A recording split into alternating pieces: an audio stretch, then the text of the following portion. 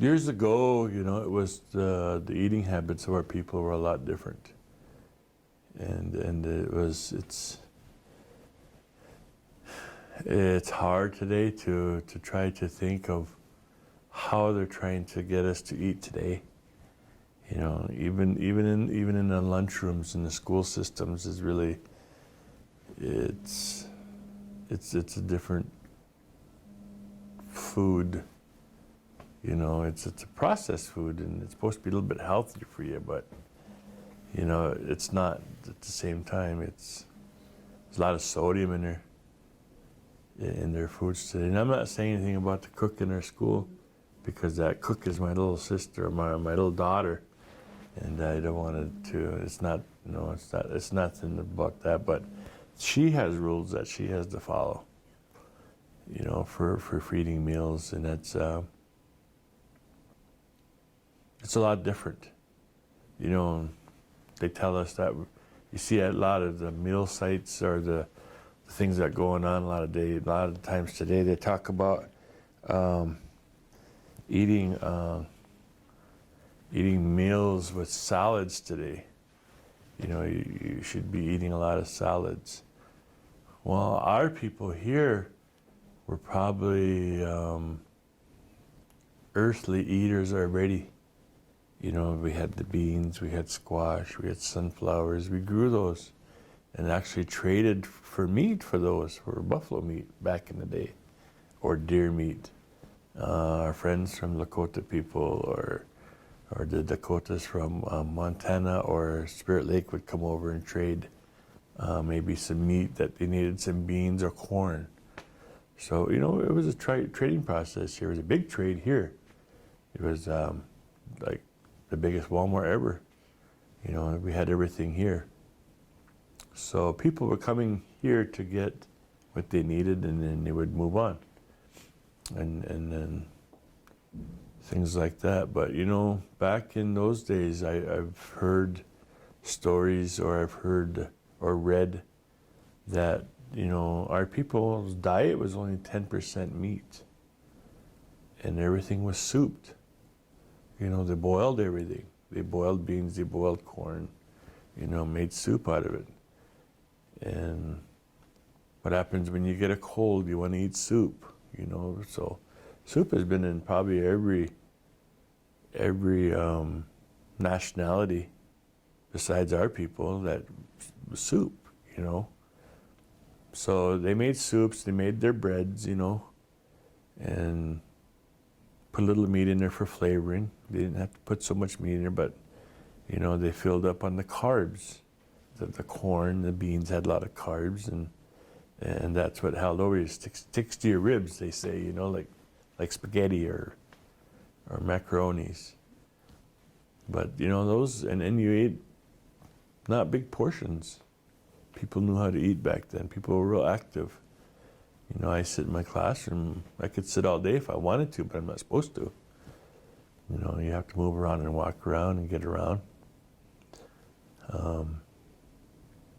But yeah, they used not just what they grew, but they picked berries. They picked wild onion. We had wild onions here for flavoring. The different herbs that grew here.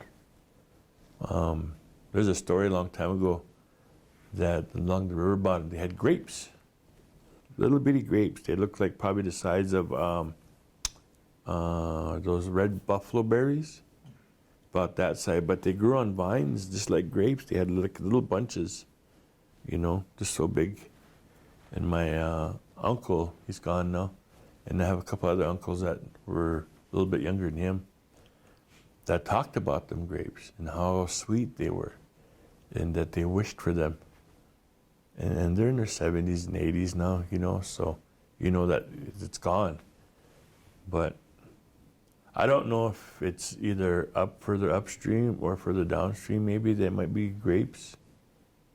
But, when before this flood ever happened here in the 50s, they would be out horseback riding and eat berries all day. And they talked about these grapes that grew on vines. and they wished for that taste. So even just thinking about it, my mouth is like, I wonder what it tastes like, getting kind of like wishing for something like that,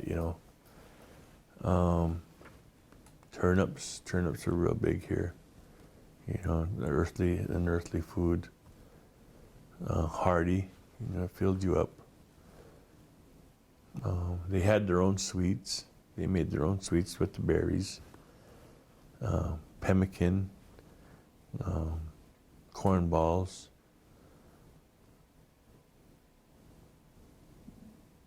I think one of the older ladies that still can make, her daughters make it for her now, but there's still a few that can make traditional old style corn balls. Today we cheat, we use the cornmeal, or go downtown. They don't get the corn and dry it and grind it and powder it down. They don't do that today, a lot of folks. And you can taste the difference, some of us older ones. Not saying that I'm old, but I've got to taste older people's foods. And it's got a different taste to it and a different texture. When you ate traditional corn balls, you still like catch it in your teeth, and it, like, you had to bite on it a little harder sometimes, and to break the corn up, because it'd be like little pieces of corn, so yeah, it was. What were they stuck together with? How did they? How did they get the corn ball to stick? Mm-hmm. Tallow, the fat tallow, and berries. Berries. Sweet. It's really sweet. Corn balls, yeah, corn balls. I've tried to give corn balls to like different people that came here, and they're like, "Ooh, what is that?" It tastes like berries, but it's got a different taste to it. Yeah, it's pemmican, same way. And I've tasted pemmican from the Crow people that used elk. Different types of beef, or not beef, but different type of meat. Deer, elk, moose. So I've tried different tribes' pemmican. And we're not the only people that had pemmican. Yeah, and that's got berries in it, and so they kind of knew how to treat each other, and at the same time made it healthy, a good healthy meal. You could live on pemmican, because it had everything in it. It had all the nourishments, it had protein, all those kinds of meals.